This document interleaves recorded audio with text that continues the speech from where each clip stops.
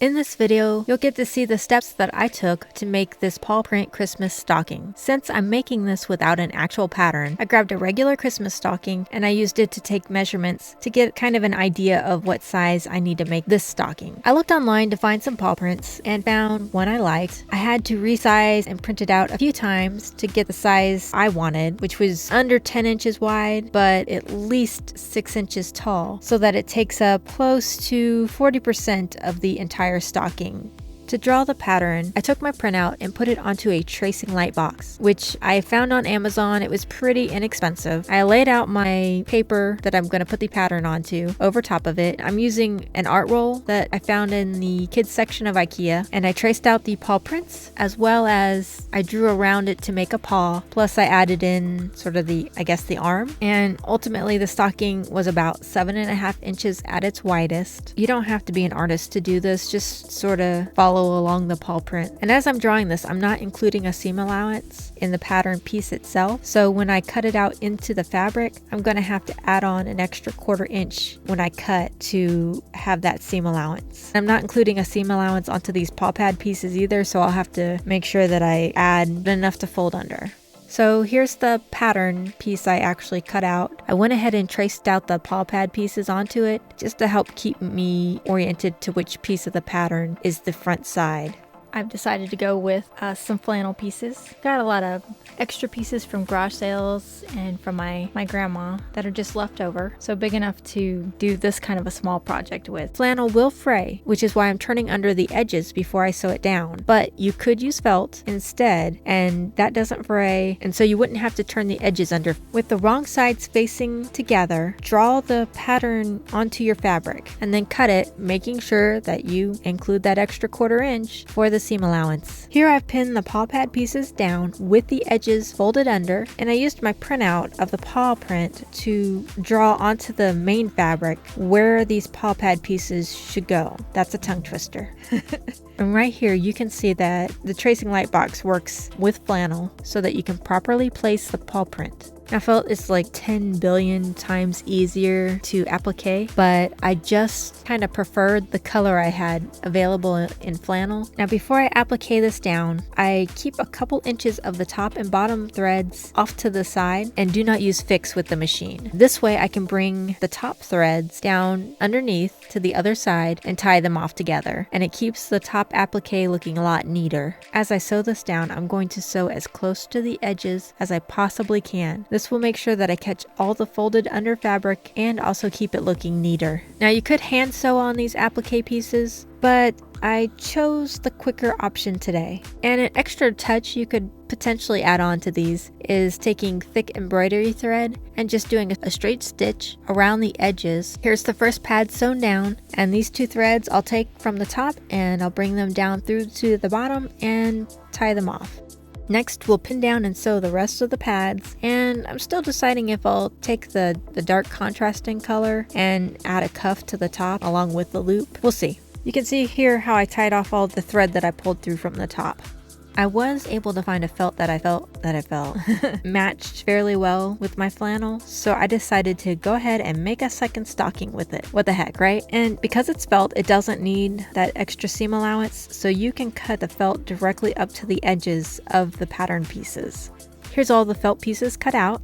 Here's the felt pieces pinned on, and there's a lot less pinning that's required because there's nothing folded under, and that makes felt a lot easier. Again, I'll keep enough thread at the start so that I can take the top threads, pull it through, and tie it off on the other side to keep it neat.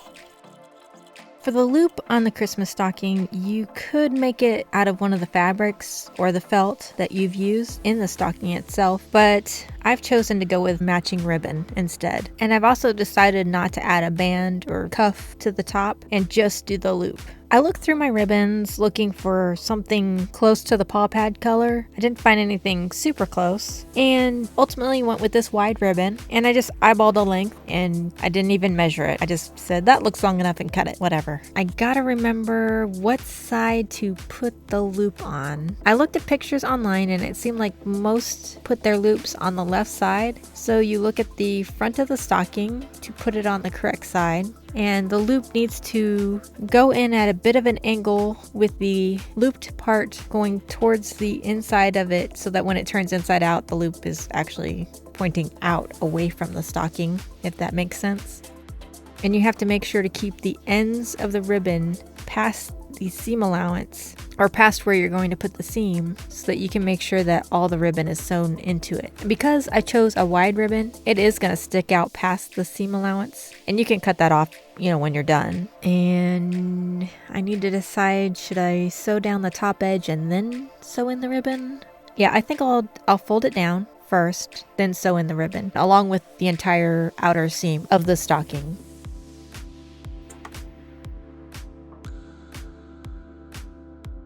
We'll try to make these top sides match heights and sew it down too. Now with the top edges done, I'm going to put the ribbon in here, and I'm clipping it in rather than pinning it because ribbon doesn't pin very well. And now I'm sewing down all the outside edge of the stocking, including the loop. This is the other stocking with the felt paw pad, and it's already sewn down. It was easier, and the edges do look more professional. Since I was trying to use up more of my fabric scraps, I decided to make this bonus pink or magenta stocking, and all parts are flannel. And I was able to find an almost exact match for the pink in my scrap ribbons. And for the second blue stocking, I'm going to use this blue seam binding I found. It's not an exact match, but I thought it was pretty close and I liked it. So I'll go ahead and sew these in, and we'll see what all three of these look like when I'm done. Before you turn your stockings back right side out, make some cuts at all the curves so that your stocking will lay flatter and neater. Here are the two blue stockings that I made, and I've clipped the curves, and I think I maybe made this loop a little bit too long, and this one looks pretty close to perfect.